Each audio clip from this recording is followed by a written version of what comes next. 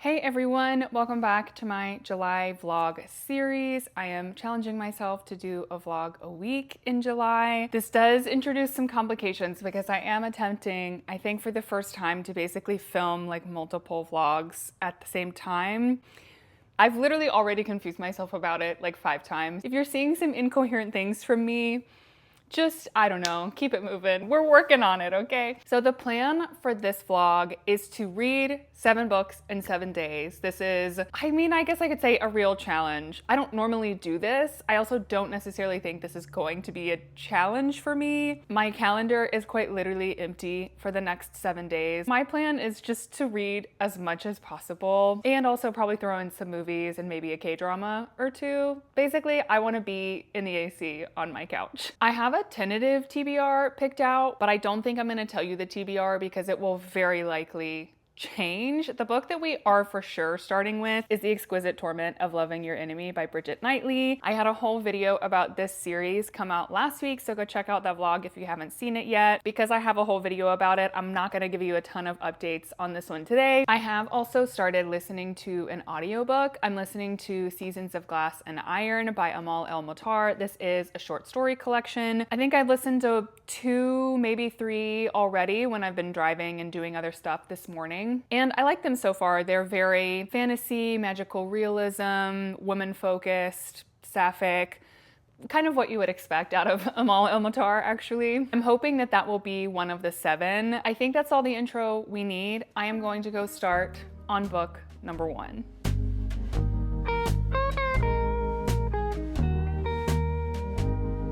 Just filmed an update for my Dearly Beloved vlog. I'm about 100 pages through, having a great time with this book.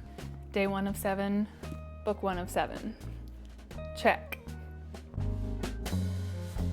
After a successful day 1, it is now time for day 2 of my 7 books in 7 days challenge. Yesterday, I read The Exquisite Torment of Loving Your Enemy. I also started the audiobook of Seasons of Glass and Iron. I've kept listening to that. I listened to it this morning while I got ready, while I ate lunch. So I'm about a third of the way through the book. Actually, the last thing I listened to was a poem, and the narrator read it first in English and then in Arabic, which was really, really cool, actually. So I'm having a good time with it. The book that I have planned to read today is actually a library loan on my Kindle. It's When the Museum is Closed by Emi Yagi, translated by Yuki Tajima. I'll put the actual cover on the screen because the colors are so beautiful. This is a short book. I think it's like 160 pages or so, so it shouldn't be too hard, to read in an afternoon, keep me on schedule. I don't know much about this book other than our narrator is a woman who works at a museum and her job is to speak to this statue of Venus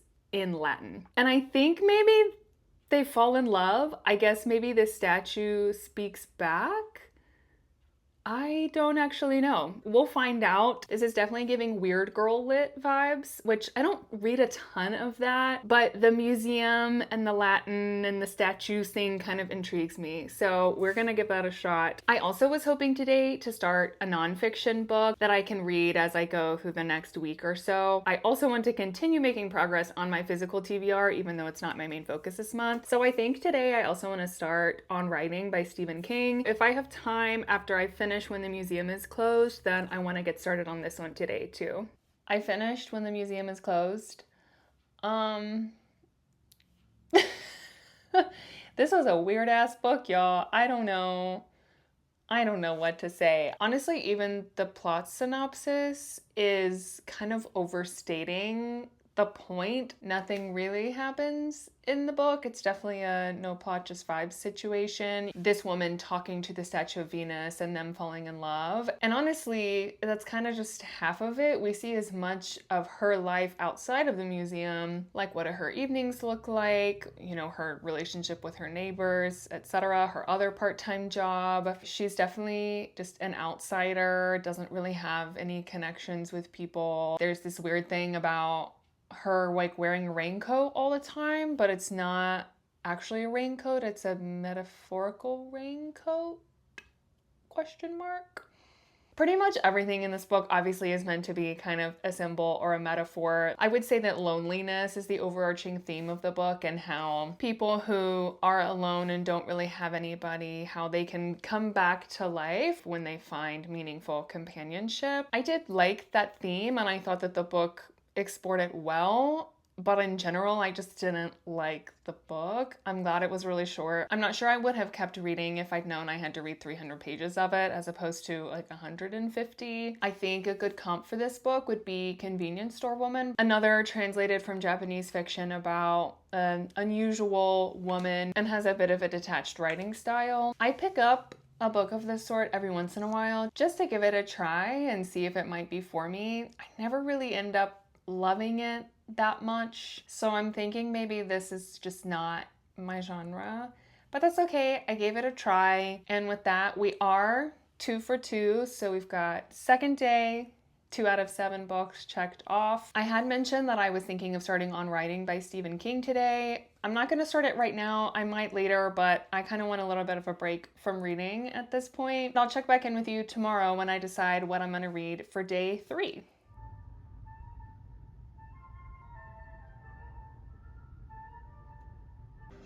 Found it in the hedgerow. You have to look hard. Why we're in Milton? On business.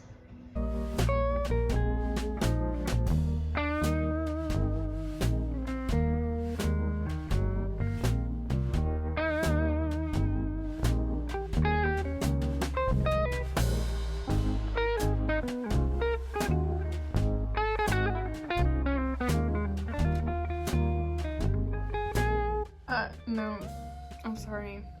I'm out. Also, how does this work? When she's 8, her mom leaves her because this guy says he's gonna start the next TikTok. However, the protagonist is an adult now, so it's been probably at least 15 years. TikTok wasn't even a thing in 2011.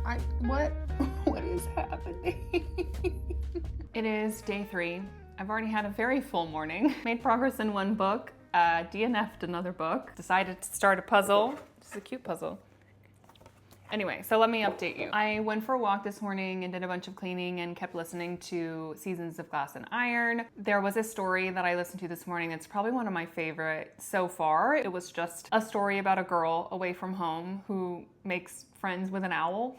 Sort of. I am really impressed with the audiobook narration. This narrator, she is absolutely killing it. Like, she has almost perfect accents for American, Canadian, British, Scottish, Welsh. She speaks Arabic like fluently. It's amazing. She is really killing it. I think that I am going to just make that book my book for the day and try and finish it today, hence the reason I'm starting a puzzle. I did try and start The Astral Library by Kate Quinn this morning. That was my original plan for today. It's a new release. I have it out from the library right now. Wow, it was so bad. I do struggle with contemporary fiction sometimes. It's not that I mind there being contemporary references or internet speak or memes or whatever. I feel like an author that does that really well is Abby Jimenez. I feel like her books do have a lot of contemporary references in them, but they just seem like normal because that's how people speak. But this book alternated between having super contemporary references, but also with really stilted and unnatural dialogue that was like, nobody actually talks like this, so I don't believe you. Let me see if I can find an example. Actually, there was one line of dialogue. The TikTok thing was what really like did me in. Okay, so the narrator is talking to her friend who is this like dressmaker. He says, got a special commission to finish. After that, I was thinking a replica of the emerald green dress in Atonement. She responds, please tell me you will at least read the Ian McEwan book and not just copy the dress from the movie! Exclamation point. He says, what do you take me for, a himbo? I do have a library card, as you know. It's so bad. It's so bad. The thing that really got me was that, please tell me you will at least read the Ian McEwan book. That's not how people speak. She's not gonna like full government name this man. She would realistically say, please tell me you're gonna read the book at least. Like, why? I don't know. Change of plans for the day. I am not going to be able to read that book, but I think I have about 2 hours left on the audiobook. So it's hot today. It's not a day to really be going out and doing anything. Once it gets above 90, I'm like, sorry, I'm in the house. It's an in the house sort of day for me. So I think I'm just going to finish that audiobook and start this new puzzle. Oh, I did also want to say that I had mentioned maybe starting on writing yesterday. I ended up not doing that. I instead binged the entirety of the North and South BBC miniseries. I had heard a friend talking about it for such a long time. She's like, if you like period drama, you have to watch this. You're gonna love it so much. And there is indeed a lot of great yearning, great like enemies to lovers, tension. Somebody said in a review that I read on Letterboxd, if you like Pride and Prejudice, but you want a lot more death and socialism, then this is the movie for you. It's based on a book too. So that was a very enjoyable evening. I had a lot of fun with that. I might still try and start on writing this afternoon once I finish my audiobook, but I am still on schedule, so I don't really need to work ahead necessarily. I'm gonna stop yapping and start working on this puzzle.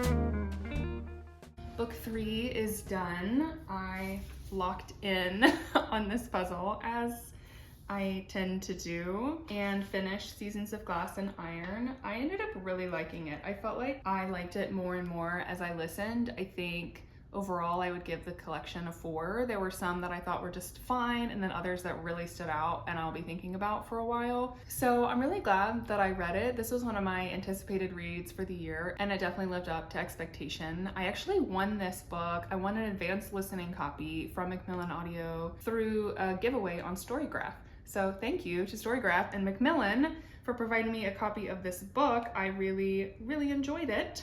Sorry, I had to find where that piece went, it was bugging me. So day 3, book 3, we're on track. I love that. I do think I will maybe start on writing today, like I said I was going to yesterday, but we'll see. I don't know, we'll see where the mood takes me. I think for now I'm gonna continue working on this puzzle because I'm kind of obsessed.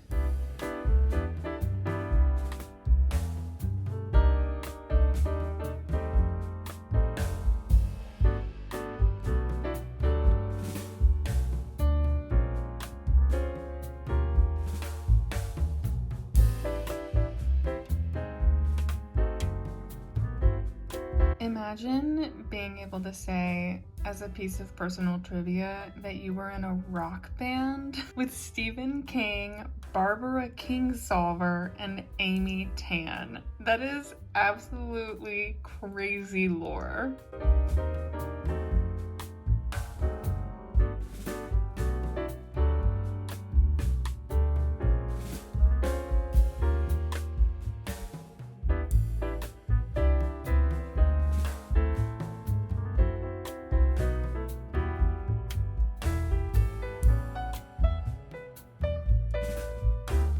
So it is day 4 of our 7-day challenge, and I have actually finished book 4. I definitely thought that I had given y'all like a partway update. That's my bad.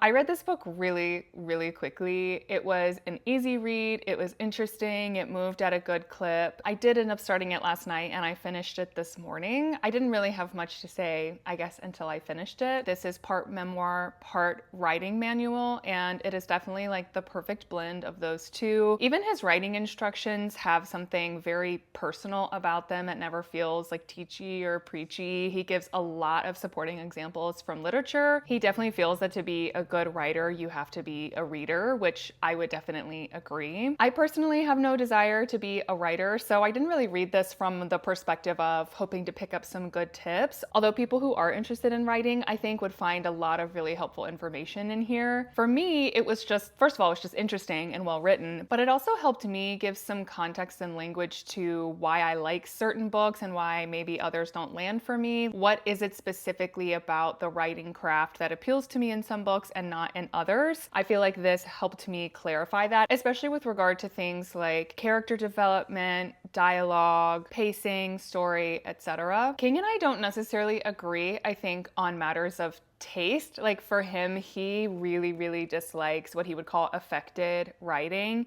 He prefers things to be very straightforward and simple prose with a room for a little bit of description. But I personally love super descriptive and somewhat affected writing if it's done well. But I think it's more just a difference of taste. I will say he does not shy away from calling out bad writing, like by name, which is kind of funny. The three things that had better run when they see Stephen King coming: adverbs, passive voice, and the bridges of Madison County. Run for your lives, okay? Stephen King does not like you. But anyway, this was really fun. It actually was really nice to have a nonfiction to read to kind of break up the challenge. This is the middle point of my 7-day challenge, and I've been reading a lot of fiction, especially like fantasy, magical realism fiction. So this was good to break it up, and I am gonna go back to fiction next. I have a library loan for the new Ann Patchett book, Whistler. I honestly don't know much about this book other than it's the new Ann Patchett book. Like, what else do I need to know? She's a fantastic writer. If I'm remembering correctly, it's about a middle-aged woman who one day runs into a man who was her stepfather very briefly when she was a little girl. And it seems like they had a special sort of relationship, and the story is going to be, I guess, uncovering that history and maybe also going forward in time. I don't know.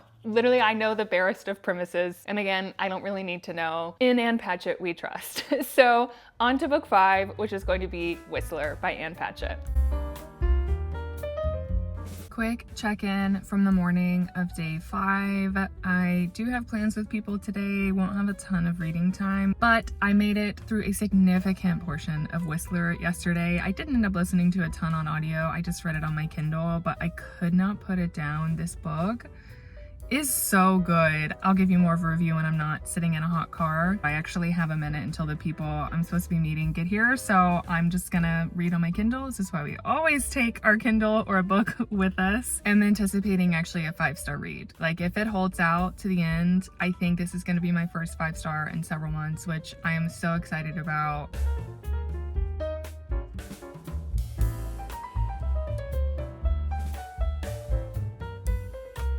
I finished Whistler. We're gonna have to talk about it later because we're headed to my in-laws for dinner, but oh my gosh, I want to weep. 5 stars, easy 5-star, so good.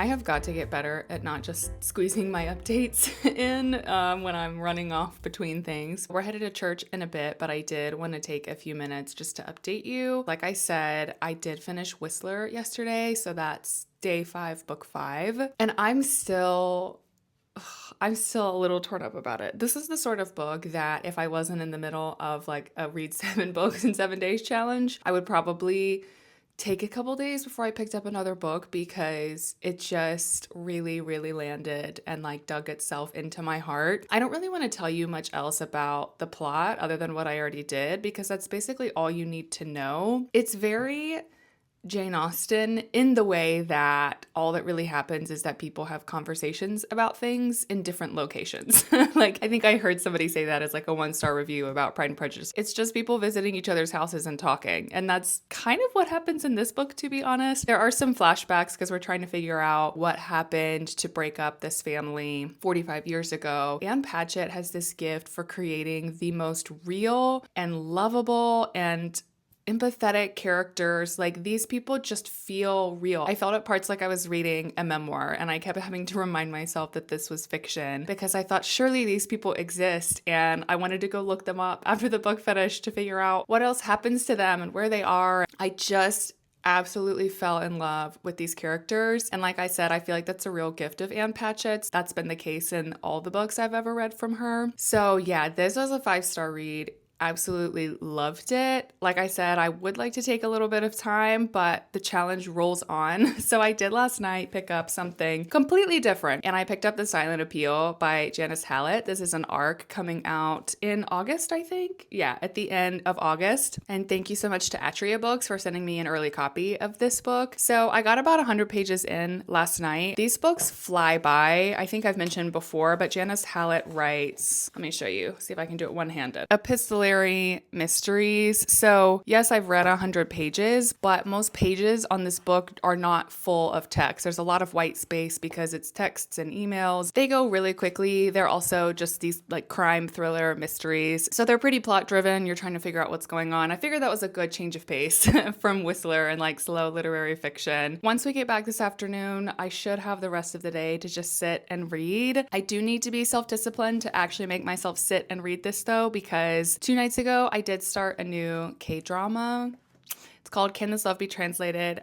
I'm obsessed with it. I think I watched like 4 episodes on Friday, and I didn't watch any yesterday because I was so busy all day and trying to finish up the book. And it's like a rainy Sunday, and all I want to do is sit and watch this K-drama, but I'm in the middle of a reading challenge. So I'm gonna really push myself to get through this book this afternoon. And then maybe if I get through in the afternoon, I can reward myself in the evening with a couple episodes of my drama. We're very close to the end of the challenge, so I'm not going to give up now. I'm very determined now to finish 7 books in 7 days. But I will check in with y'all later and let you know how The Silent Appeal is going.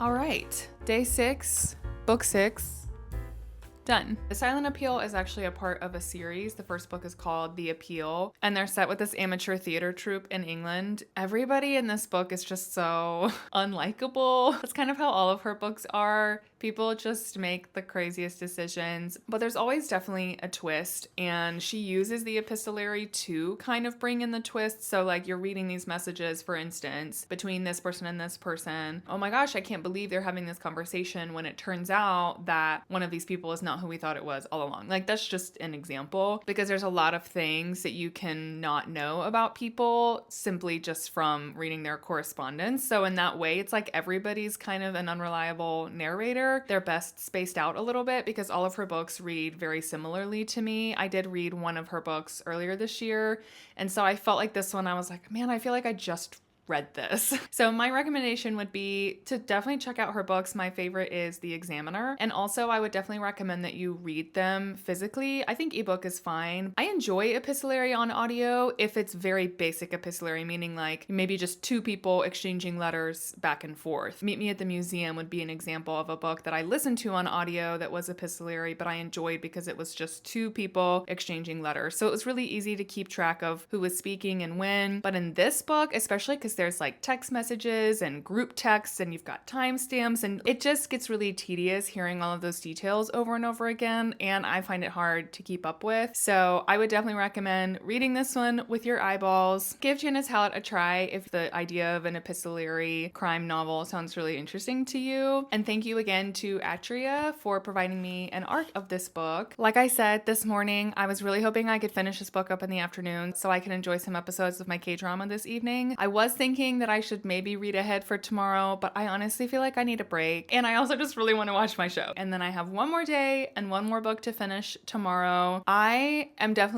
feeling it a little bit. Like I read all the time, and I didn't think it was going to be that difficult or that out of the ordinary for me to, finish 7 books in 7 days, but I'm feeling a little bit of reading fatigue. I think just the pace is like pretty intense. I'm not actually sure of what I'm going to read tomorrow. I have a few ideas. I definitely want it to be something short. I want it to be something that's probably going to go pretty quickly. I might even do a reread. We'll see. We are going to finish strong with one more book on day 7 tomorrow, but I'll check in and let you know what that is later.